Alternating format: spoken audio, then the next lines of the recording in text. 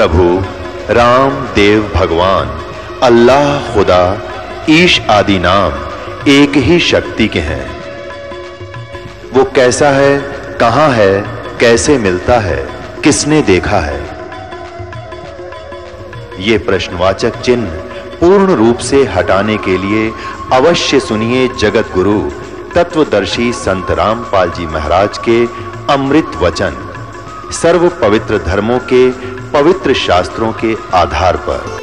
अब सिकंदर लोधी ने दृढ़ता से पैर पकड़ लिए, एकदम स्वस्थ हो गया, जैसे कभी रोग था ही नहीं। रोता ही रहा, पड़ा पड़ा। कबीर साहब ने कहा, उठो राजन, उठो, क्या बात होगी? कि भगवान परमात्मा ने पूछा कैसे आना हुआ? कि जिस लिए आया था वो तो आपने ठीक कर दिया, लेकिन मुझसे एक भयंकर भूल बन गई, ऐसी गलती बन गई दाता, आप माफ़ नहीं कर सकते।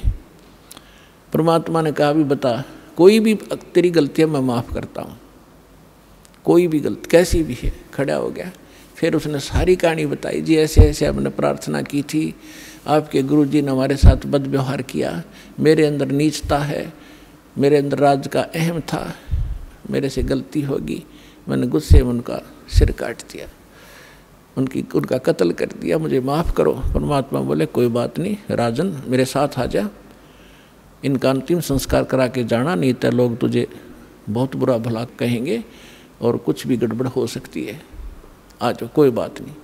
अब वो सोच तो ये रहा था कि ये सुनेंगे कि इनके गुरु के कत्ल हो गया तो ये अंधाधुंध श्राप देंगे मुझको, लेकिन उनके मुंह पर शिकन भी नहीं आई, चेहरे पर। कहा, कोई बात नहीं, कौन किसने मारे, ये तो संस्कार था आपका, उसका, इसकी मृत्यु आपके हाथ से लिखी थी। अब सिकंदर वीर सिंह से कहता है, वीर सिंह वे संत देखे पर इसते नीचे नीचे, नहीं तो पहला पता नहीं कहता गाली दे वो मेरे ते, और कितना शराब दे देता, और देख कितने प्यार से बोला।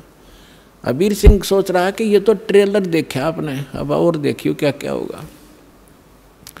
अंदर जाकर देखा कि रामानंद जी का शव 2 भागों में अलग अलग पड़ा था, कपड़े ढक रखे थे और वहाँ पर ब्लड बह रहा था। सब जब कबीर साहब अंदर गए तो वहाँ सेवक जो रहते थे वो दौड़ कर आए, कहा कि कबीर जी, सिकंदर लोधी ने गुरु जी का कत्ल कर दिया आज, राजा दिल्ली के बादशाह ने। तो परमात्मा ने कहा, रे भले आदमियों, तुम आज तक ये नहीं समझ सके सन भगत होकर के कौन किसने मारता है, कोई संस्कार था इनका, और कोई बात नहीं, हो गया सो हो गया, बात ने बढ़ाया नहीं करते, कोई बात नहीं, चुप रहो। अब इतने में पीछे पीछे सिकंदर लोधी वो आगे, उसको देखकर फिर डर गए सारे, ये फिर आ गया भाई। अब परमात्मा ने चरणों की तरफ एक पुण्यात्मा हमें शिक्षा दे रहे हैं भगवान कि गुरु के प्रति इतने समर्पित होना चाहिए। आप जी ने, वो तो मालिक थे, उनको जरूरत नहीं थी गुरु की, लेकिन हम दासों का उद्धार गुरु के प्रति ऐसी श्रद्धा बिना हो नहीं सकता। दंडवत प्रणाम किया पैरों की तरफ और फिर खड़े हुए और कहा, गुरुदेव उठियो, आरती का समय हो गया और आपके दर्शनार्थ दिल्ली के बादशाह आए हैं। इतना ही कहा था भगवान ने, वो धड़ के ऊपर शीश आके अपने आप लग गया और रामानंद जी सामने बैठ गए। निशान भी नहीं दिखाई दिया कि सचमुच ये कटा था कि नहीं कटा था। बोलो सतगुरुदेव कबीर साहेब की जय।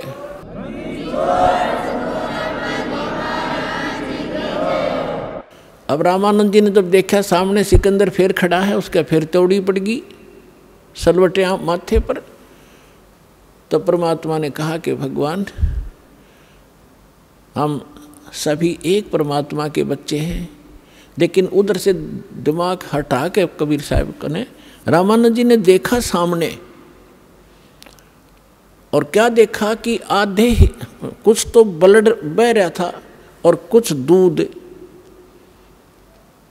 आधे हिस्से से ब्लड आधे से दूध निकला बॉडी से। तब कबीर साहब से पूछा कि हे भगवान, मुझे ये कारण बताइए, मेरे शरीर से या तो ब्लड निकले, दूध का मतलब क्या, तो आधा दूध कैसे निकला? तो परमात्मा ने कहा कि जब से आप को ज्ञान हुआ है उसके बाद आपने हिंदुओं के शूद्रों से तो नफरत छोड़ दी। पहले ये ब्राह्मण लोग शूद्र जाति वालों के कपड़ा भी नहीं लगने देते थे, और जब परमात्मा शूद्र जाति में ही थे, जुल्हा जाति में जब परमात्मा की पहचान हुई, रामानंद जी ने सीने से लगा लिए थे सारे समाज के सामने। और उसके बाद कोई, उससे पहले वो केवल ब्राह्मणों को दीक्षा देते थे, अन्य को नहीं देते थे। उसके बाद सभी कौम को, हिंदुओं को वो दीक्षा देने लग गए थे। अब परमात्मा ने बताया कि स्वामी जी, हम परमात्मा को तभी प्राप्त कर सकते हैं जब हमारे अंदर से राग और द्वेष दोनों नाश होंगे। आप हिंदुओं से तो नफरत करना छोड़ चुके हो, शूद्रों से, लेकिन मुसलमानों से अभी नफरत करते हो। परमात्मा के सब बच्चे हैं आपके, आज तक आप भी यही सोच रहे हो कि ये मुसलमान और ये हिंदू है। उस मालिक के जीव हैं हिंदू और मुसलमान, यहाँ हमने अलग से अपनी पहचान बनाकर हम दो बनकर दुखी हो रहे। 1 घंटे तक परमात्मा ने इसी विषय पर सत्संग सुनाया। रामानंद जी की आंखों में आंसू पड़ने लगे, कहने लगा भाई मैं घना निकम्मा आदमी था, आज तक मेरे अंदर ये दोष बरकरार था, आपने मेरी आंख खोल दी। खड़ा होकर उस महापुरुष ने सिकंदर लोधी को सीने से लगा लिया कि बेटा मेरी घड़ी भूल थी, आज मेरी आंख खोल दी मेरे बच्चे ने, भगवान है ये, लेकिन आज मेरी वो सारा दोष भी समाप्त हो गया। आज के बाद मैं किसी के प्रति कोई नफरत नहीं रखूँगा। बोलो सतगुरुदेव।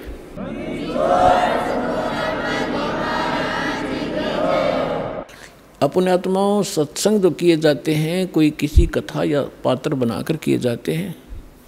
परमात्मा ने, अब परमात्मा अपनी पहचान वहाँ कैसे कराएं? धर्मदास जी को ये उदाहरण देकर छोड़ दिया था कि अभिमन्यु को क्यों नहीं जीवित कर सके तेरे भगवान, अगर ये समर्थ थे तो अब आपके रूबरू कर दिया कि उस समर्थ परमात्मा ने वह गाय जीवित की। सिकंदर लोधी ने गर्दन काट दी, रामानंद जी वो जीवित कर दिए। और सुनाता हूँ इस भगवान कबीर साहब की शक्ति। अब जब वो कबीर साहब से सिकंदर लोधी ने अर्ज किया कि हे भगवान, हे अल्लाह के रूप, आप दिल्ली चलो मेरे साथ, और वहाँ की जनता में भी यही आग फैल रही है, हिंदू और मुसलमानों की आपस में बहुत झगड़े रहते, मुझे भी चैन से नहीं रहने देते। आपके इतने निर्मल विचार हैं दाता, वो सारे एक हो जाएंगे, आप मेरे साथ चलो। परमात्मा बोले मैं ऐसे नहीं चलता, पहले मेरा शिष्य बन तब मैं जाऊँगा। कहने लगे जी बोलो क्या? शिष्य बन गया मैं? मेरा तो जीवन ही नहीं था, आपने दान दिया है जीवन, मैं आपका शिष्य, आप मेरे मालिक हो। परमात्मा बोले सुन ले, कुछ नियम होते हैं शिष्य के, शराब मांस तम्बाकू छुआ नहीं का, और अपने राज्य में मुनादी कर देना, प्रतिबंध लगा देना, कोई जीवन सा नहीं करेगा। अब उसने कहा कि देखो जी मैं प्रयोग नहीं करूँगा मांस आज के बाद, ये मेरा पक्का वायदा हो लिया। तम्बाकू भी नहीं प्रयोग करूँगा, शराब तो हम प्रयोग करते ही नहीं। और दूसरी रही बात कि मैं प्रतिबंध जरूर लगा दूंगा, लेकिन मैं मजबूर हूँ, ये मुसलमान मेरी मानेंगे नहीं, और मैं ज़्यादा जोर दूंगा तो मेरा राज खत्म कर देंगे, इसलिए मैं विवश होऊंगा इस बात पर। परमात्मा बोले ठीक है तू मत खाना। अब ठीक है जी। तो मालिक को साथ लेकर परमात्मा चले गए झोपड़ी में, वो आ गए अपने राज दरबार में बीरसिंह के पास। तो वहाँ शेख तकी नाम का जो गुरु था मुसलमान, उसको जाकर के राजा ने बताना ही था अपनी खुशी कि भाई आज मैं कमाल हो गया, मैं बिल्कुल स्वस्थ हो गया तकी, शेख तकी जी, हे पीर जी। और कबीर साहब ने केवल आशीर्वाद दिया था, मेरे सिर पे हाथ रखा था, मैं स्वस्थ हो गया, मेरा कति आज कोई मुझे रोग का नामो निशान नहीं है, मैं बहुत खुश हूँ। और वीर सिंह अब खाना खाऊंगा, और खूब छक कर रोटी खाई। अब कहते हैं 2 फकीर और 2 वजीर ये कभी भी एक दूसरे की प्रशंसा सुन नहीं सकते। अब उसके आग लगी कि तेरी महिमा कम और कबीर की महिमा ज़्यादा होगी। तो मुँह डाल दिया शेख तकी ने, सिकंदर लोधी को मालूम था कि शेख तकी रूस गया तो मुसलमान ग्रुप सारा रूस गया तेरा, और ये आग लगा देगा, तेरे राज को नाश करवा देगा। चिंतित हुआ, पूछा क्या बात है, क्यों चिंतित हो, कैसे आपने नाराज हो गए मेरे से? तो उसने कहा कि मेरी क्या जरूरत है, अब तुझे पीर मिल ही गया है, काफिर काफिर।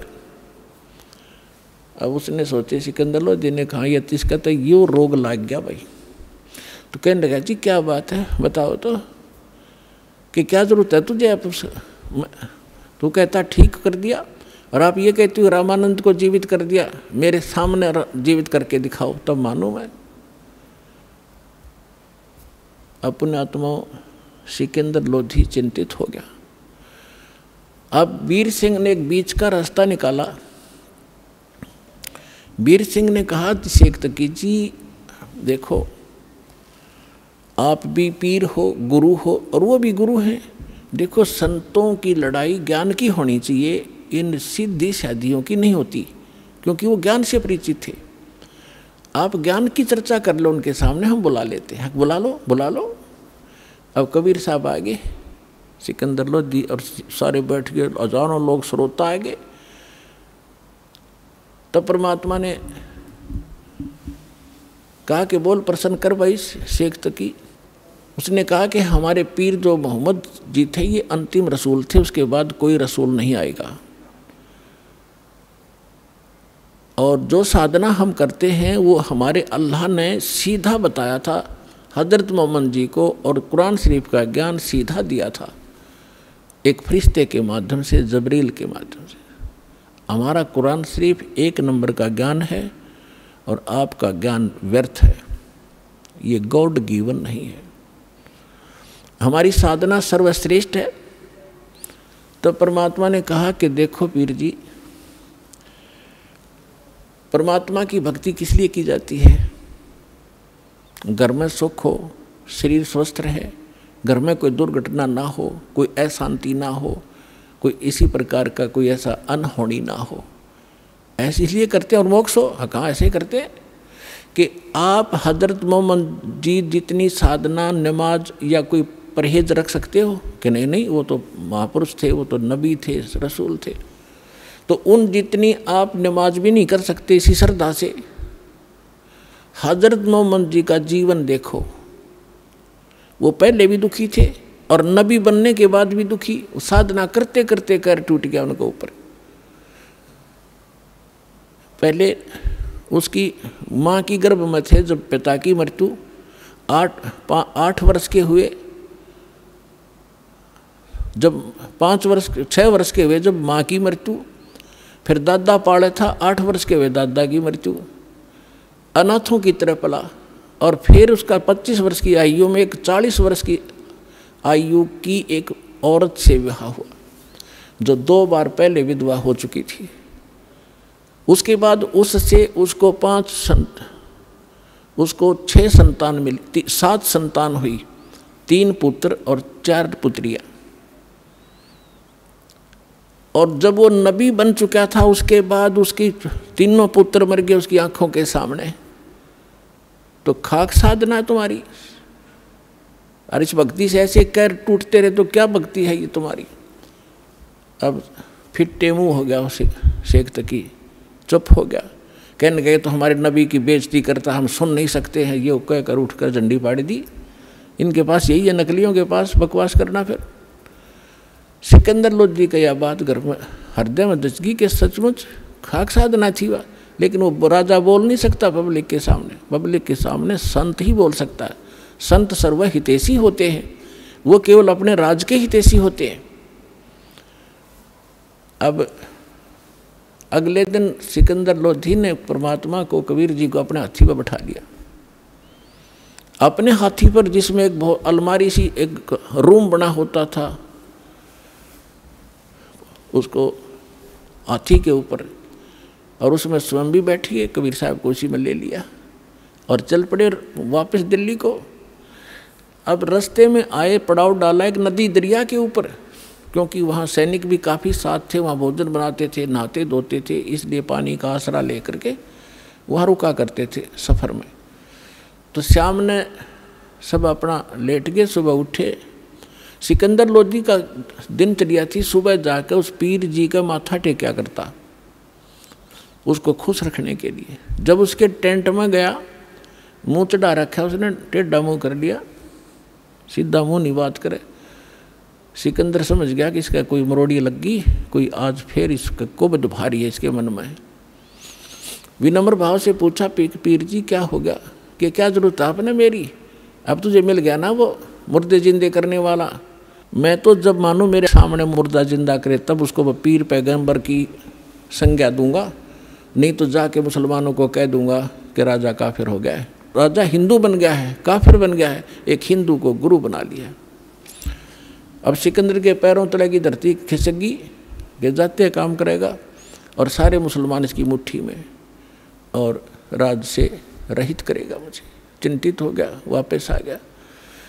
उस टेंट में आया जहाँ भगवान बैठे थे, परमात्मा अंतर्यामी है, उनका चेहरा उतरा देख कर कहा कि राजा कोई राजकाज की बुरी खबर मिल गई क्या? तो उसने कहा कि भगवान आपके रहते राज में क्या राजकाज की क्या खबर बुरी मिल सकती है, लेकिन मेरे साथ जो पीर है हमारा, ये मेरा शरकादरद है और ये जब चाहे हो जाता है। आज यो मेरे से ढंग से बात नहीं कर रहा है और इसने मुझे चिंता पैदा ये कर दी है कि तूने काफिर गुरु बना लिया है और मैं मुसलमानों को बताऊंगा और जाते मेरा यो काम बिगाड़ेगा। ये तो पक्का अनाड़ी है। परमात्मा ने कहा क्या कहता है? कि ये कह रहा है कि मेरे सामने मुर्दा जिंदा करके दिखावा कबीर, तब मानूँ मैं। परमेश्वर बोले भाई जा, उसने नो कह दे कोई मुर्दा ले आवे, चल तेरी टेंशन तो खत्म करूँ मैं, हमारी तो देखी जाएगी। अब परमात्मा अपने बच्चे के, अपने भगत की टेंशन नहीं देख सकता। सिकंदर लोधी ने कहा कि पीर जी आप लाओ मुर्दा कोई। सिकंदर को तो पता था उसके सामने कर रखा कि 2 मिनट में करेंगे, तो भगवान है, अल्लाह है। अब शेख तकी कहता है मैं कहाँ से लाऊं, कभी होगा जब देखा, जब इसका परीक्षा लूँगा। अब परमात्मा ने सोचे इतने सिकंदर मर लेगा, वहाँ तक पहुँचाएंगे, इतने हार्ट अटैक हो जाएगा, इतना चिंतित है। इतने में क्या देखा कि एक 13 वर्ष के बच्चे का शव दरिया में आ रहा है। और वो कैसे आया था कि उस बच्चे की आयु शेष नहीं थी, वो मर चुका था।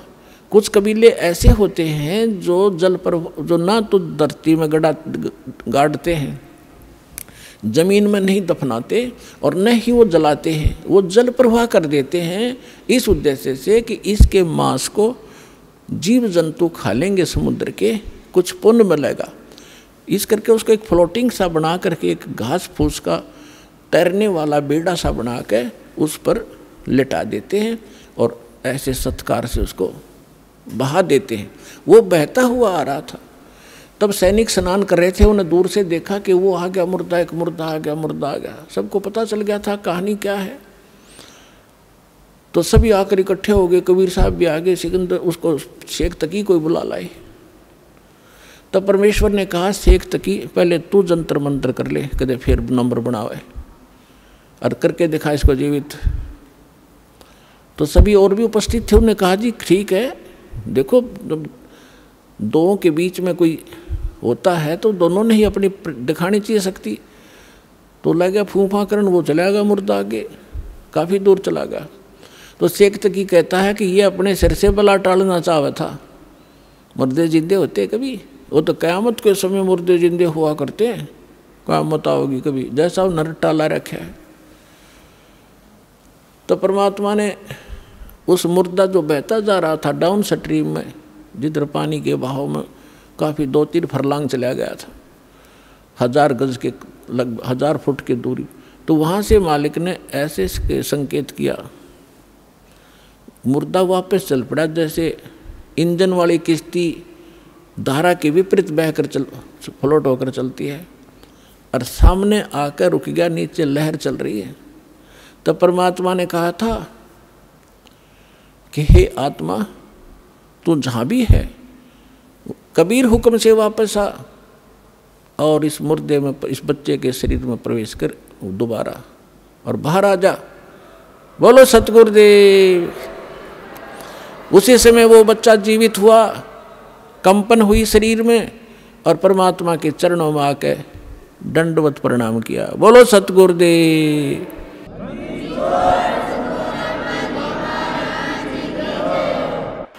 सौड़ा जय जयकार होगी।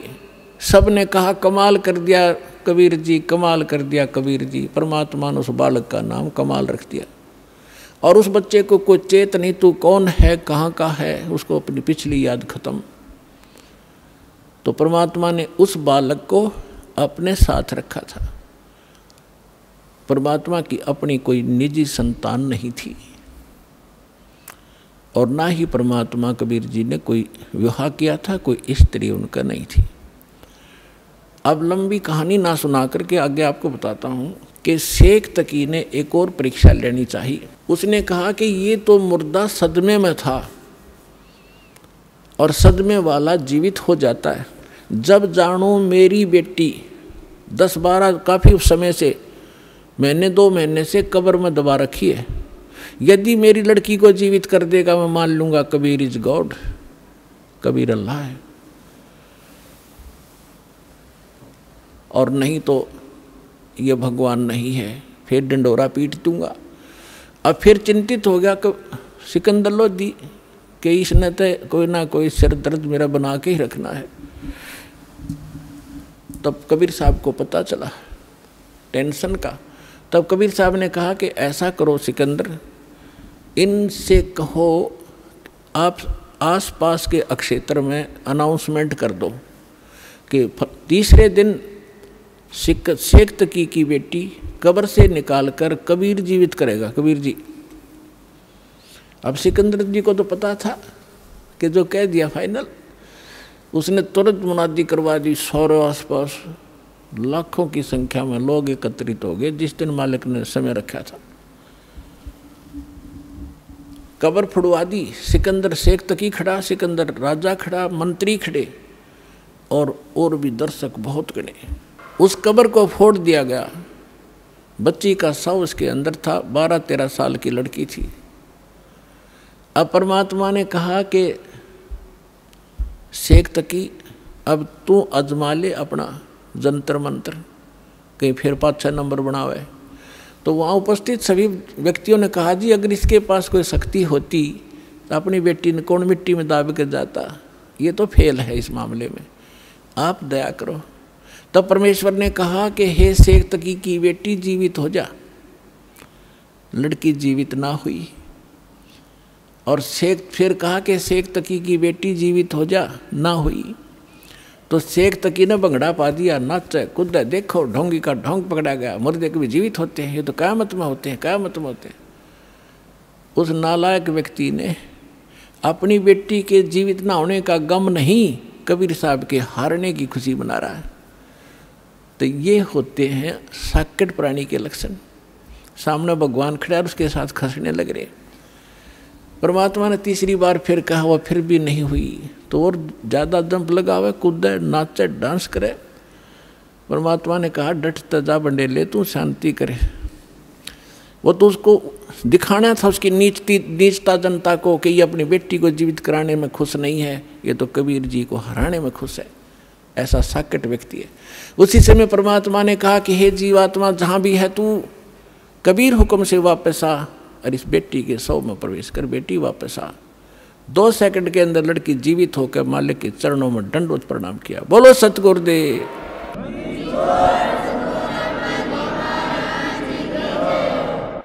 अब सब ने कहा कि दाता कमाल कर दिया, मालिक कमाल कर दिया, परमात्मा।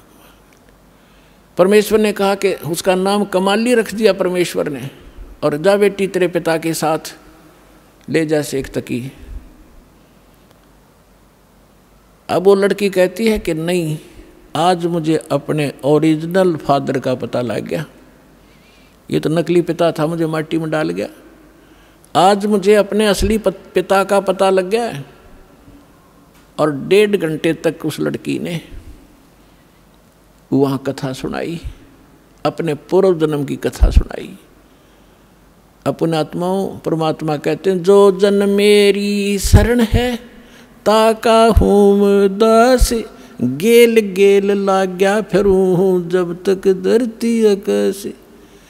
अब ये जो पिछली पीढ़ी का समय अब चल रहा है, और जितने पुण्यात्मा श्रद्धा से नाम लेंगे ये तो पार होंगे ही होंगे। ये तो करोड़ों की संख्या में, लाखों अरबों की संख्या में पार होंगे।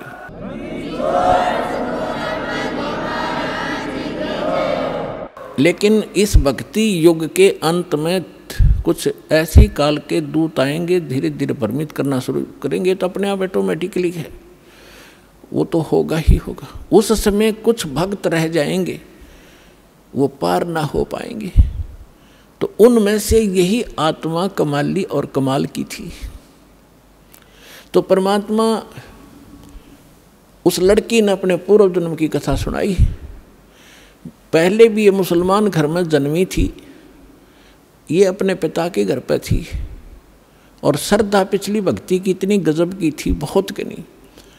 और वहाँ परमात्मा, जब ये लड़की चारा लेने के लिए पशुओं का खेतों में गई हुई थी, वहाँ भगवान मिले थे कबीर जी जिंदा महात्मा के रूप में, एक कुएं पर बैठे थे। तो वहाँ लड़की ने भी अपना जो चारा ला था उस वृक्ष के नीचे रखा। उस समय विश्राम करने के लिए साधु मिल गए, पीर जी खड़े दिखे तो उनसे प्रणाम किया। परमात्मा ने काफ़ी उसको ज्ञान दिया, बेटा भक्ति करनी चाहिए। वो कहती जी भक्ति करती हूँ, ईद बकरीद मनाते हैं, नमाज करती हूँ, ऐसे करती हूँ। परमात्मा ने सारा ज्ञान समझाया, बेटी ये ईद और बकरीद मनाना, मांस खाना, ये महापाप है, ये नहीं खाना चाहिए। कोई आपको काट कर खावे कैसा लगे? लड़की स्तब्ध हुई। बच्चे का जल्दी घर करती है ये ज्ञान, अज्ञान भी ज्ञान भी, बुराई भी और अच्छाई बच्चा जल्दी से ग्रहण करता है, जैसा उसको माहौल मिलता है। काफ़ी ज्ञान सुनाया, बेटी ये भक्ति नहीं, भक्ति अलग से हट के इसकी। अब सामने देखा कि भी मुसलमान ही है, ये बता रहा है, तो बच्ची के बात समझ में आएगी। कहने के भगवान फिर क्या करूं? कि बेटी जो मैं साधना बताऊं ये करना, और ये 2 दिन का जीवन है, असंग जन्म हो गया, जन्म तेर मृत्यों को मैं ऐसी साधना बताऊंगा ये पीछा छूट जाएगा। लड़की ने क्या नाम ले लिया, और बेटी मांस नहीं खाएगी? अगर नहीं खाऊंगी महाराज, कतई नहीं खाऊंगी, कोई कंपलसरी नहीं मांस खाना, खाओ तो खाओ, मैं नहीं खाऊंगी। लड़की ने दृढ़ निश्चय किया, और लड़की होगी 17-18 साल की, विवाह से मना कर दिया, इतना वैराग हो गया उसके अंदर। और माता पिता को चिंता होगी, वे बेटी को हम घर पर नहीं रख सकते, उधर से वो विवाह को मना कर रही है। तो लास्ट में माता पिता ने कह दिया, बेटी अगर तुम विवाह नहीं कराएगी तो हम दोनों आत्महत्या करेंगे, हम तुझे यहाँ नहीं देख सकते, बेटी को कैसे रखेंगे, कल न पता नहीं क्या उक चुक हो जाएगी। अब लड़की ने सोचा है बुढ़ा बुढ़िया मरेंगी, उसने यस कर दी, ठीक है मैं शादी करवा लूँ। विवाह हो गया, एक बहुत अच्छे नेक अफसर के अधिकारी के उसका विवाह हुआ, क्योंकि जो भगवान की भक्ति करे वो तो ठीक ठिकाने जागा बालक। वो नेक आदमी था, मुसलमान, भगवान से डरने वाला था। ठीक है हम परंपरागत से गलतियां कर भी रहे अपने समाज अनुसार, लेकिन पिछले संस्कार भी हमारे साथ रहते।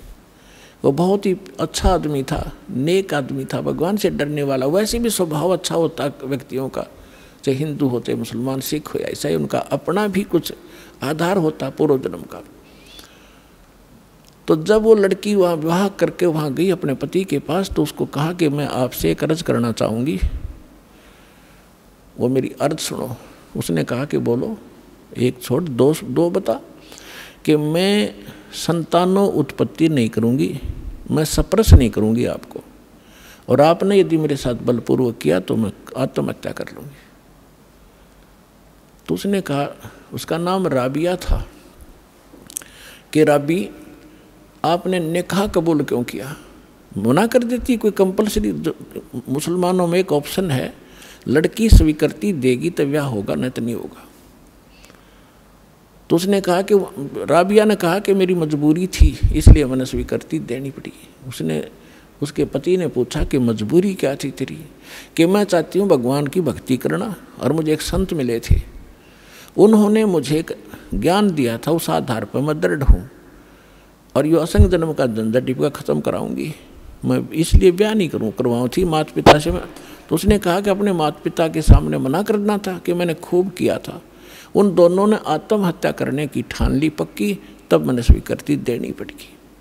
इसलिए कि आगे कोई भगवान मिल गया तो ठीक है, नहीं तो मैं आत्महत्या कर लूँगी, अब मैं ये काम करूँगी नहीं। वो दयालु था, उसने कहा, और मुसलमानों में अनेक शादियाँ हो जाती हैं, एक कोई ख़ास बातें नहीं उनके लिए थे। तो उसने कहा, राबिया जैसे तुम्हारे माता पिता लोक लाज मर्यादा के कारण आत्महत्या तक नौबत आ गई थी, ऐसे हमारी भी मर्यादा है।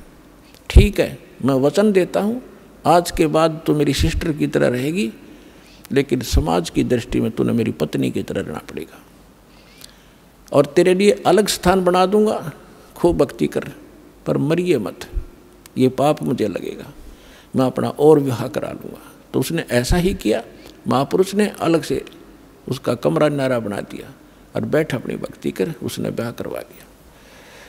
जब वो राबिया 50 वर्ष के ऊपर होगी और वो देखा करता था, ये तो बाहर झांकती भी नहीं किसी गैर पुरुष की तरफ, भक्ति और के अतिरिक्त ही अपना काम धंधा रोटी बनाई खाया, इससे अधिक कोई काम नहीं जानती।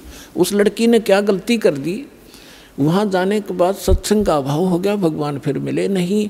परंपरागत लोक वेद के आधार से मालिक वाली साधना जो उसने प्रथम मंत्र दिए थे वो त्याग दिए, और वहाँ जो समूह था, जैसा भी साधना चल रही थी वो ये करने लगी, नमाज नमोज, मांस नहीं खाती थी वो। ईद बकरीद के दिन रोजे अवश्य रखती थी, लेकिन वो मांस नहीं खाती थी। जब वो 50-55 वर्ष की होगी तो उनके अंदर एक विशेष धारणा बनी हुई है लोकवेद के आधार से मुसलमानों में, कि जो हज नहीं करके आवेगा उसकी मुक्ति नहीं। तो उसने अपने पति से कहा, जी मैं हज करना चाहती हूँ। उसने कहा, जाओ, बहुत खुशी की बात है, आपका तो उद्देश्य यही है, अभी कल्याण हो किसी तरह, आपके लिए कोई ऊँट की सवारी का प्रबंध कर देता हूँ। उसने कहा नहीं। राबिया ने कहा, नहीं मैं पैदल जाऊँगी, श्रद्धा से जाऊँगी, और भी बहुत से ली जा रही हैं, और भी बहुत से लोग जा रहे हैं, मैं उनके साथ चली जाऊँगी। अच्छा जाओ फिर।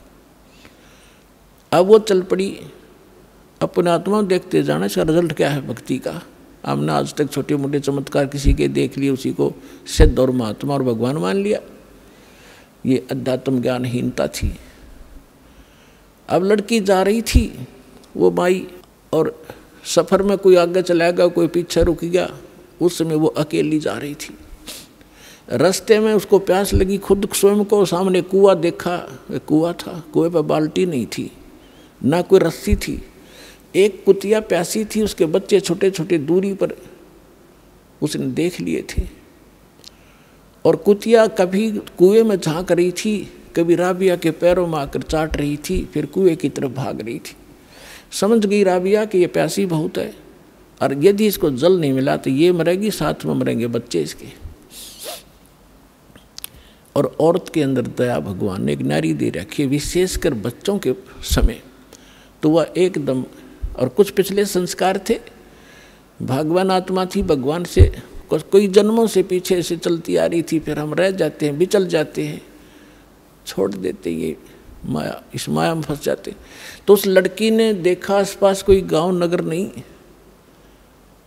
ना कोई रस्सी है ना बाल्टी है। लड़की ने अपने कपड़े उतारे, पहले मोटे मोटे कपड़े हुआ करते थे हाथ के बने हुए, अपना कपड़ा उतारा, चुंदड़ी, और उसको अपने बाल पाड़े, 1-2-4 बाल पाड़ के देखियो कितना दर्द होगा। लेकिन उस परमार्थ में उस बेटी ने एक नहीं देखा, फटाफट अपने सारे बाल पाड़ कर रस्सी बनाई, लंबी, बहुत लंबी रस्सी बनानी पड़ी क्योंकि पानी गहरा था। बांध कर उसने अपनी बात कपड़ा और उसके अंदर पानी में भिगोया, और बाहर एक मटका टूटा हुआ पड़ा था, उसका पात्र था आधा, उसमें निचोड़े कुतिया साथ पीवे। वह कुतिया छका दी, अपने बाड़ बूढ़ खून खान निकला था उसको पूछ पाछ के, और चालन की तैयारी करी थी। उधर से वो मक्का, एक स्ट्रक्चर, एक मंदिर न्यों का न्यों उठ गया जहाज की तरह, और उस कुएं के साथ में आकर लग गया, जैसे प्लेटफार्म पर गाड़ी लग जाती है, रेलगाड़ी। अब उसने देखा, उसने जाना ही मक्का में था, उसने सोची तो पहुंच गई मक्का, फट मक्के में प्रवेश किया। फिर वहाँ से उठा, वहाँ के लोग दे हैरान है, मक्का गया कहाँ।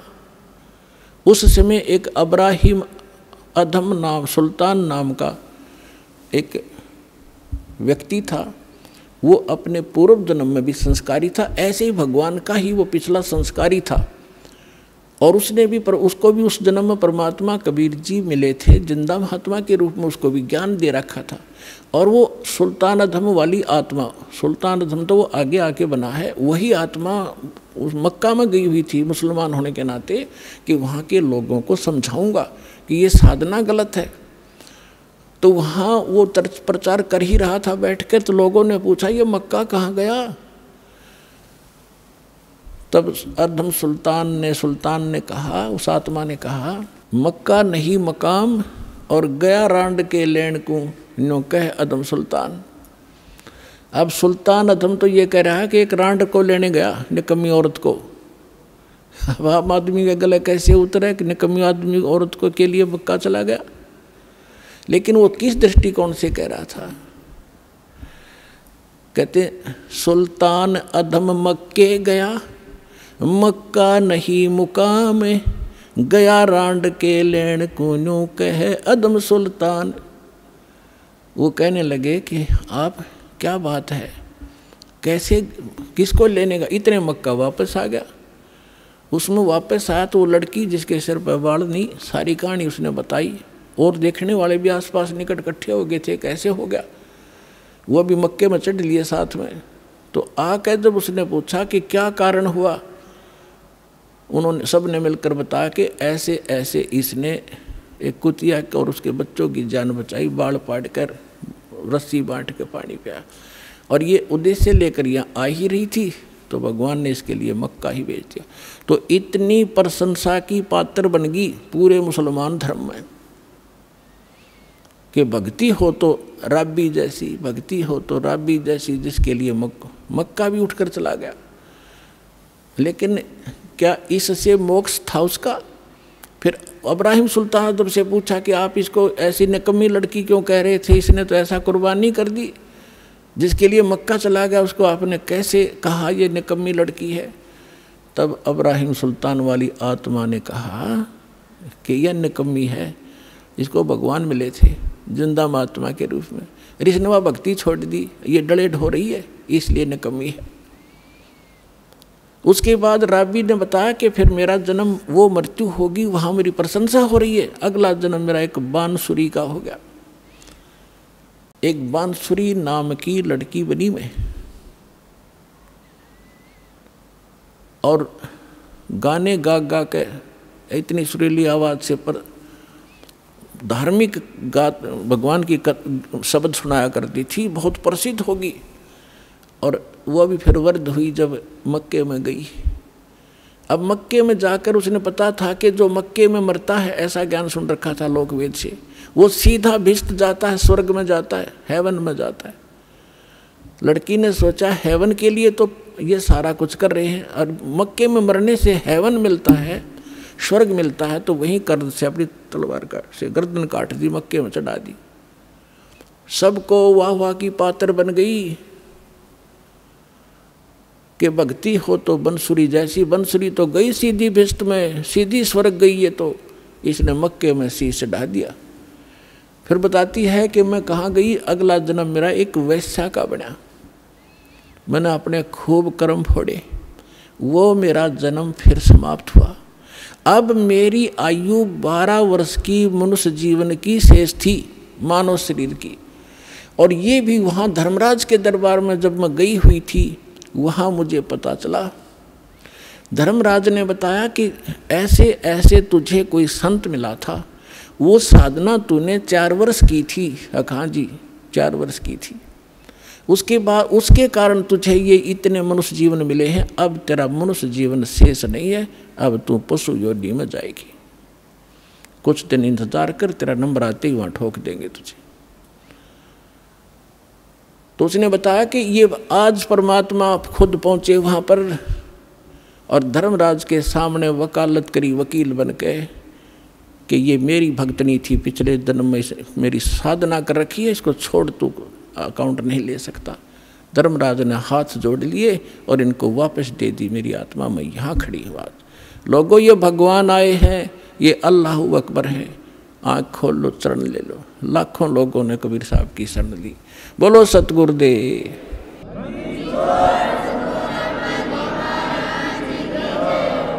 उस लड़की ने कहा मैं आज से अपने पिता के साथ रहूंगी, मेरा जीवन शेष नहीं था। आज इस दाता ने मेरे को मनुष्य जीवन अपनी शक्ति से एक्सटेंड किया है। समर्थ का शरणाग हो रंग होरी हो, भाई कदे न हो एकाज राम रंग होरी हो। ऋग्वेद मंडल नंबर 10 सूक्त 161 मंत्र 2 कबीर साहब के ऊपर खरा उतरता है। तो who is God? Kabir is God. और कितनी कथा सुनाऊं आपको इस समर्थ भगवान की। और कृष्ण जी की हम एक कथा गाया करते थे, उसने सुन सुन के भगवान मान लिया। तो कबीर साहब समझाया करते थे, कबीर साहब कहा करते थे, बंधन काटे विपत में, कठिन कियो संग्राम, चिन्नो रे नर प्राणिया वो गरुड़ बड़ो के राम। परमात्मा समझाया करते थे उस समय कि तुम श्री राम को भगवान बताते हो, और जब तुम्हारी कथा में है रामायण में कि श्री रामचंद्र जी को, रामचंद्र जी के ऊपर पूरी सेना के ऊपर नाग फांस का एक हथियार छोड़ दिया था। सारी की सारी सेना नाग फांस में आ गई थी, यानी इतने सर्प हो गए थे, सभी सेना को ऐसे हाथों से और चारों तरफ लपेट के बांध दिया था, इंक्लूडिंग लक्ष्मण एंड श्री राम। और ऐसे खड़े थे, ऐसा है हुए सारे जैसे ईंख बांध दिया करें। और सारी सेना खड़ी खड़ी देखा कि काटेंगे ये सारे राक्षस हमें। तब नो कहे हैं कि गरुड़ से पुकार करी गई। गरुड़ वो पक्षी जो श्री रामचंद्र विष्णु जी का वाहन बताते हैं। गरुड़ आए, गरुड़ ने फिर उनके नाग काटे, सारे नाग मार दिए। जब भगवान श्री राम बंधन मुक्त हुए, परमात्मा कहे फिर बंदी छोड़ कौन होया? गरुड़ हो गया, तेरे राम का भी बंदी छोड़। काटे बंधन विपत में, वो कठिन कियो संग्राम, चिन्नो रे नर प्राणिया ये गरुड़ बड़ो के राम। एक गोवर्धन पर्वत को उठा लिया श्री कृष्ण जी ने, तुमने भगवान मान लिया।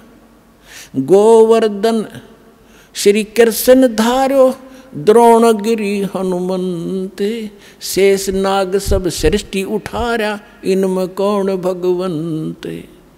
क्या एक पहाड़ को उठाने मात्र से भगवान की संज्ञा में ले लिया, समर्थ मान लिया तुमने? तो तुम्हारी कथा तुम लोकवेद सुनाते रहते हो कि शेष नाग ने सारे ब्रह्मांडों को सिर पर रख रखा है। फिर और हनुमान जी ने द्रोणागिरी उठा लिया था, इनमें कौन सा भगवान?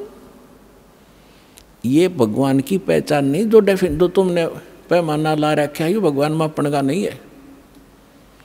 फिर कहते हैं लंका पाठ, समुद्र पाठ लंका गयो, यो सीता को भरतार, अगस्त ऋषि ने ये सातों पी लिए, इनमें कौन करतार। ओए होए, ऐसे सटीक प्रमाण दे रखे भगवान ने, फिर भी हमारी आंखें नहीं खुली, क्योंकि हमारी बुद्धि काल के प्रभाव से इतनी दबी हुई थी। परमात्मा ने कहा कि तुम्हारी बात बड़ी करता हूँ कि श्री रामचंद्र जी ने समुद्र पर पुल बनवा दिया, इसलिए आप उसको भगवान मानते हैं। वैसे तो यह कहानी न्यारी है, दास बताता रहता है। ये खुद भगवान कबीर साहब गए थे एक महात्मा मुनिंदर के रूप में, और इनकी अर्ज पर एक पत्थर को, एक पहाड़ को हल्का कर दिया था, चारों तरफ रेखा खींच दी थी कि ये फ्लोटिंग हो गया है, अरे ले जाओ पुल बांध लो। श्री राम के बस का ना था समुद्र पर पुल बनाना। तो परमात्मा कहते चल तुम्हारी बात बड़ी मानते हैं, वह तो बात तुम्हारे कहाँ समझ में आवेगी कि लंका पाठ, समुद्र को पाट के यानी उसको पुल बना के छाप के, और लंका गया था कौन? तुम्हारी सीता का पति राम, सीता को भरतार। अगस्त ऋषि ने तुम आप बताओ सातों पी लिए घूट में, थे इनमें कौन सा भगवान? जबकि श्री रामचंद्र जी तो 3 दिन तक समुद्र में खड़े होकर याचना कर रहा था, मन रास्ता दे दे, फिर भी ना रास्ता मिला। और अगस्त ऋषि ने एक घूंट में सारे पी लिए थे, फिर वापस छोड़ भर दिए। अगर ये इस तरह के अटपट से तुम भगवान को सिद्ध करना चाहते हो तो नो भी सिद्ध ना होता तुम्हारा। तो पुण्यात्माओं, सौभाग्य आपका, आपको ये तत्व ज्ञान प्राप्त हो रहा है। इसको तत्व ज्ञान कहते हैं। तो निष्कर्ष निकालना जाओ सारी कथाओं का। ये जड़ी बूटी तो सबने पता था, या तुलसा है या फलानी है या है, तो उनकी जड़ी उसका तो औषधि बना वो है वैद्य। तो ये दास है इस अध्यात्म मार्ग का वैद्य, और जड़ी बनाकर भगवान डर गए थे सतनाम और सारनाम की, जो आज दास के समझ में आ गई। और उसका परिणाम आप देख रहे हो। लाखों लोगों का रोग नाश हो गया, घर में वृद्धि होने लगी, सन्नी संतान को संतान मिल रहा है, निरोग हो रहा है। और फिर ज्ञान ऐसा प्रबल आत्मा को गदगद कर देता है। अपने आत्माओं, धर्मदास जी को परमात्मा ने तो थोड़े उदाहरण दिए थे दास ने, क्योंकि वो तो भगवान थे, अपने बारे में कहे तो ना समझ में आओ। इसीलिए एक गुरु की, एक दास की आवश्यकता होती है जो आत्मा और परमात्मा का मिलन करवावे। तो ये दास है इस विश्व में परमात्मा से मिलाने वाला, सच्चा ज्ञान बताने वाला और काल के बंध से छुड़वाने वाला।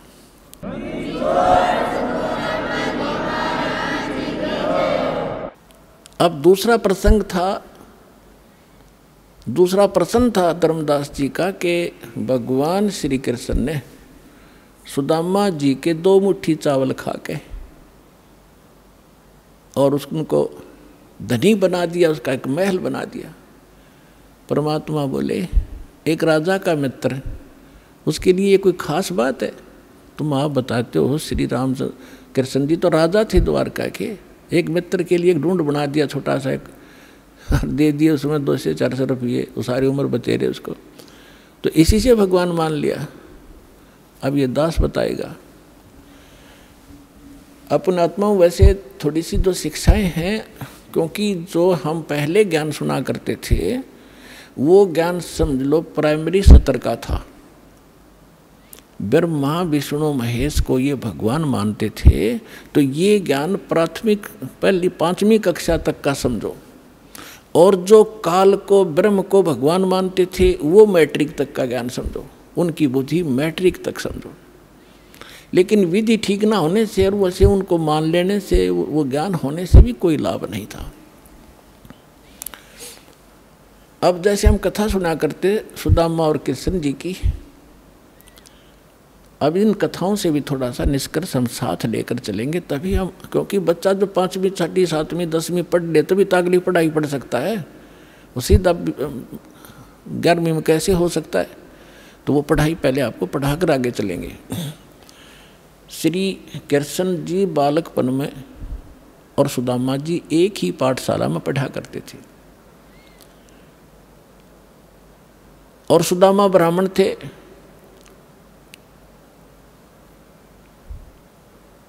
और ब्राह्मण भगवान से के ज्ञान से अवश्य परिचित होते हैं। उनको ये मालूम होता है कि जो जैसा कर्म किया हुआ है वैसा ही फल मिलता है। सुदामा और कृष्ण अपनी शिक्षा पूरी करके अलग अलग, वो द्वारका के राजा बन गए, वो अपना एक ब्राह्मण, गरीब निर्धन ब्राह्मण था, 3-4 बालक थे, निर्वाह बिल्कुल नहीं चल रहा था, कई बार तो भूखे रह जाते थे, बच्चे भी रोया करते थे रोटियों को। अब सुदामा गणा निर्धन था। आइए अब हम उन श्रद्धालुओं के अनुभव जानते हैं जो जगत गुरु तत्वदर्शी संत रामपाल जी महाराज जी से दीक्षा प्राप्त कर चुके हैं तथा उनके द्वारा बताए गए भक्ति मार्ग पर चल रहे हैं। नमस्कार सर। सत साहब भगत जी। सर क्या नाम है आपका? सर हमारा नाम राजेंद्र सिंह है। राजेंद्र सिंह जी, आप कहाँ से हैं? सर हमारा गांव अकबरपुर कोट, जिला एटा, उत्तर प्रदेश। राजेंद्र सिंह जी, आपने संत रामपाल जी महाराज से नाम दीक्षा कब ली? अक्टूबर 2010। संत रामपाल जी महाराज से नाम दीक्षा लेने से पहले क्या आप कोई भक्ति साधना भी करते थे? सर नाम दीक्षा लेने से पहले जो है हमको बचपन से ही मतलब महापुरुषों का लिटरेचर आदि पढ़ने का बहुत शौक़ था। उसमें वेदांत गीता वगैरह जो है ना, ये सब पढ़ते थे हम। और उनके आधार से मतलब भगवान को पाने के लिए गुरु करना आवश्यक था। ये मतलब मेरे दिमाग में ये बात मतलब चलती रहती थी, लेकिन कोई गुरु समझ में नहीं आ रहा था। तो अंदर की बात जो चल रही थी ना, तो पहले तो ये छोटी मोटी पूजाएं जो है घर में जैसे करते, हनुमान चालीसा पढ़ लिया कि दुर्गा चालीसा पढ़ लिया, ये छोटी मोटी पूजाएं करते रहते थे। बाकी मठ मंदिर मस्जिद वगैरह में हम कहीं नहीं गए। ठीक, एक बार मेरे स्वप्न में गायत्री परिवार के जो गुरु जी श्री राम शर्मा आचार्य जो है ना, वो आए और उन्होंने हमें स्वप्न में उन्होंने हमें दीक्षा दी। जहाँ के आंवल खेड़ा जो है उनका कमरा है, वो सीन दिखा के। उसी पीरियड में हमारे मतलब गांव में एक प्रोग्राम रखा हुआ था गायत्री परिवार वालों का, तो वहाँ से मैंने नाम दीक्षा ले लिया। लेकिन वो स्वप्न वाली बात जो है ना, वो असर कर गई कि ये कोई बहुत महत्वपूर्ण जो है ना सिद्ध संत है, इसलिए जो है वो चीज़ ऐसी दिमाग में जम गई कि इनसे बड़ा कोई संत नहीं है। ये सन 2005 की बात है। लिटरेचर पढ़ने का हमें शौक़ था। उनके यहाँ बहुत ज़्यादा अखंड ज्योति पत्रिका वगैरह ये निकलती थी, तो मुझे उस पत्रिका में एक जगह ये लिखा मतलब मिल गया कि बहुमत का भी कुछ दबाव होता है। कहने का मतलब वो सारे भक्त जो उनके थे उनका भला नहीं कर पा रहे थे, ये उनके लिखने का मकसद था, महसूस उन्होंने किया। और वही चीज़ उनकी जो उस पत्रिका में हमने पढ़ी, तो मैंने सोचा कि ये पूर्ण संत नहीं हो सकते। तो मेरा मन जो है कुछ वहाँ से जो है ढीला हो गया। उनका जो आश्रम है शांत कुंज हरिद्वार, वहाँ जब जाते थे तो वहाँ गायत्री मंदिर के सामने लिखा होता था अहम ब्रह्मास्मि। चीज़ें पढ़ के दिमाग जो है मतलब गवाही नहीं देता था कि ये मतलब क्या है, गायत्री की पूजा करवा रहे हैं, गायत्री मंत्र दे रहे हैं, और वेद आदि भी पढ़ रखे थे। दूसरे हमारे जीवन की बहुत महत्वपूर्ण चीज़ ये है कि हमारे सपने जो होते हैं ना, उसमें सच कौन सा सपना है, झूठ कौन सा, ये हमको पता लगता रहता था। गुरुदेव रामपाल जी महाराज की कृपा से अब ये समझ में आने लगा है कि हम पिछले जन्म जन्मांतर की भक्ति जो थी वो उसी के संस्कार थे। इस वजह से जो है ना ये पता लगता रहता था कि ये मेरा सपना सत्य है और ये झूठ है। तो इसी काट को अब हम चूँकि वहाँ से थोड़े विचलित हुए और फिर लालसा आई कि अब कोई पूर्ण संत मिले। कम से कम सर जी मैंने 15-16 साल भक्ति की होगी, और ऐसा नहीं दिल से, हम जो भी काम करते हैं वो पूर्ण लगन से मतलब करते हैं, ऐसा मतलब स्वभाव में है। मैंने अब कोई अन्य पूर्ण गुरु मिलना चाहिए, इनसे तो मतलब हमारी बात बनती नहीं दिखाई देती है। तो इसी पीरियड में दूसरे ही दिन हमको ज्ञान गंगा पुस्तक मिल गई, और उस ज्ञान गंगा पुस्तक की भूमिका पढ़ने से ही मैंने ये समझ लिया ये कोई पूर्ण संत पूर्ण मतलब हैं। संत रामपाल जी महाराज से दीक्षा ले ली, और जब से लेके अब जो है ना अब तक मुझे सारा नाम मतलब मिल चुका है। सर, संत रामपाल जी महाराज से नाम दीक्षा लेने के बाद क्या आपको लाभ भी प्राप्त हुए?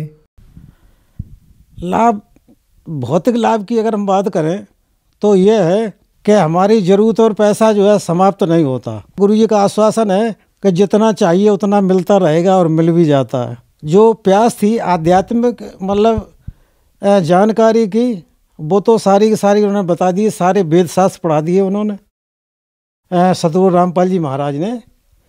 और हमारी दृष्टि में जो है ना, वो कहते हैं गुरु बड़े गोविंद से मन में देख विचार, हरि सुमरे सो बारे गुरु सुमरे हों पार।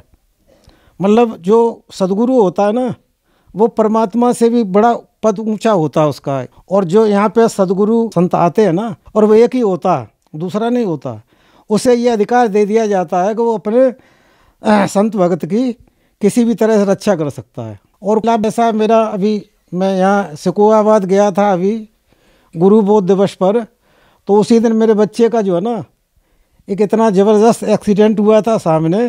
वो बच्चा मुझसे कह रहा था कि जीने का कोई मतलब तरीका ही नहीं था। मैंने फिर बोला कि पता नहीं किसने हमको बचा लिया। और जबकि सामने से लड़का जा रहा था, उधर साइकिल जा रही थी, और सामने से उसने टक्कर दी, और मतलब लगी, ये कह रहा था मुझे दिखाई नहीं दिया उस समय, और उसके एक आध खरोंच आई बस। और एक बार हमारी पत्नी जो है, जो एक्सीडेंट हो गया था, तो मुझे पता चल गया था पहले। मैंने कहा मत जाओ, तो मैंने मंगलाचरण करके उनको भेजा, गुरुजी से प्रार्थना की। तो काफ़ी गहरी चोट थी, और ठीक होने के बाद भी जी कहती सर में दर्द है, सर में दर्द अंदर है। तो मैंने गुरुजी के यहाँ आश्रम पे ले जाके जो है ना नाम दीक्षा दिलवाई और वो भी मतलब सही हो गई। सर, ऐसा सुना जाता है कि संत रामपाल जी महाराज से उनके अनुयायी अंधश्रद्धा के तहत जुड़े हैं। आप एक पढ़े लिखे व्यक्ति हैं, आपको देखकर ऐसा नहीं लगता। सर, क्या कारण है, क्या सच्चाई है? सर, मैं आपको बताना चाहूँगा कि मैंने वेद जो है ना, ये तो बाद में मैंने खरीदे। इनसे पहले जो हमारे हिंदू धर्म के पुराण जो है ना, इनको बहुत गहराई से अध्ययन किया हुआ है। तो और वेद पढ़ने के लाल साथ ये वेद को भी पढ़ते पढ़ते हमको मतलब खरीदे हुए कम से कम 25 साल हो गए। गीता और भागवत ये तो मतलब रोज के व्यवहार की चीज़ समझिए, जैसे घर में रोज पढ़े जाते हैं। मेरे मन में यह मतलब रहता था, और मैंने नास्तिकवाद को भी पढ़ा है। जो हमने किताबें पढ़ी थी उनका वजन 50 किलो था, वो अलग हटा दी। केवल वेद और गीता और ये कबीर बीजक जैसे जो ग्रंथ वो रख लिए। तो मैंने कबीर साहब को जो पढ़ा ना, तो मैंने ये समझ लिया कि कबीर साहब से बड़ा कोई विद्वान नहीं है, ठीक है। और उसी कबीर साहब की जो है ना मतलब कहना चाहिए नक्शे कदम पे कहना चाहिए, या मतलब उसी लिटरेचर को लेके हमारे गुरुजी सतगुरु रामपाल जी महाराज जो है ना वही प्रवचन करते हैं, कोई दूसरा नहीं। तीसरी बात ये मैं आपको बताना चाहूँगा कि जो सतगुरु रामपाल जी का ज्ञान जो है, पूजा पद्धति है, वो सारी की सारी व्यवहारिक है। उसमें कुछ घटाना जोड़ना बढ़ाना नहीं, कि जैसे उसके लिए संन्यास लिया जाए या उसके लिए कहीं जंगल में जाया जाए, ठीक है। जहाँ आडंबर होता है वहाँ भक्ति नहीं है। तो अंधश्रद्धा की बात जो है ना, वो नासमझ लोग हैं जिन्होंने भले ही डिग्रियां कर ली हैं लेकिन वेद शास्त्रों का अध्ययन नहीं किया है, वो ऐसे लोग मतलब जो है ना वो बोलते हैं कि अंधश्रद्धा भक्ति है, ठीक है। सर, आप 15 साल तक गायत्री परिवार में रहे और आपने 15 साल तक यात्रा की। उसके बाद आप संत रामपाल जी महाराज की शरण में आए। सर, कहते हैं गुरु नहीं बदलना चाहिए, लेकिन फिर भी आपने गुरु बदला। सर, क्या कारण रहा? गायत्री परिवार में भी जो है ना, हम जब अखंड ज्योत वगैरह पत्रिकाएं पढ़ते थे उसमें लिखा हुआ है, वो देते थे कि दत्तात्रेय ने जो है ना 24 गुरु किए थे। तो वहाँ ऐसी कोई पाबंदी नहीं थी। तो जब मतलब ये पता है हमको कि एक व्यक्ति जो है ना गुरु कई कर सकता, बदल सकता, तो ये कोई अन्य मान्यता किसी ने बना दी तो बना दी। और मेरे समझते नहीं, मतलब गुरु एक नहीं 100 बदल सकते हैं। गुरु इसलिए बदलते हैं कि जैसे हमारी ज्ञान पिपासा जहाँ पूरी नहीं होती है ना, तो हमें दूसरा गुरु बदल लेना चाहिए, इसमें कोई हर्ज वाली बात नहीं है। सर, संत रामपाल जी महाराज से नाम दीक्षा कैसे प्राप्त की जा सकती है? सर, ये साधना चैनल पे ही पट्टी चलती है, उसमें नंबर लिखे होते हैं और उन नंबरों पे आप संपर्क करके मतलब पता कर सकते हैं कि आप किस क्षेत्र के हैं। तो वहाँ से आपको बता दिया जाएगा कि आपके फलानी जगह फलाने मतलब संपर्क में आप स्थानीय क्षेत्र में, वहाँ से आपको यदि इच्छा मिल जाएगी तो मिल जाएगी। सर, टीवी के माध्यम से हमारे चैनल पर आज जो दर्शक आपको देख रहे हैं, आप उन्हें क्या कहना चाहेंगे? मैं दर्शकों से आपके चैनल के माध्यम से ये निवेदन करना चाहूँगा, और ऐसा नहीं कोट निवेदन, मतलब कि हम लोग जो है ना भूले भटके जो समाज के लोग जो है ना इधर उधर मतलब गुरुओं के चक्कर में घूम रहे हैं ना, तो उनसे मेरा बड़ा विनम्र निवेदन है कि वो सतगुरु रामपाल जी महाराज की शरण में जो है आ जाएं और अपने जीवन का कल्याण करवाएं। और मैं यही निवेदन करना चाहूँगा कि सब लोग जल्दी से जल्दी सतगुरु रामपाल जी महाराज की शरण में आ जाएं। सर, बहुत बहुत धन्यवाद आपका। धन्यवाद।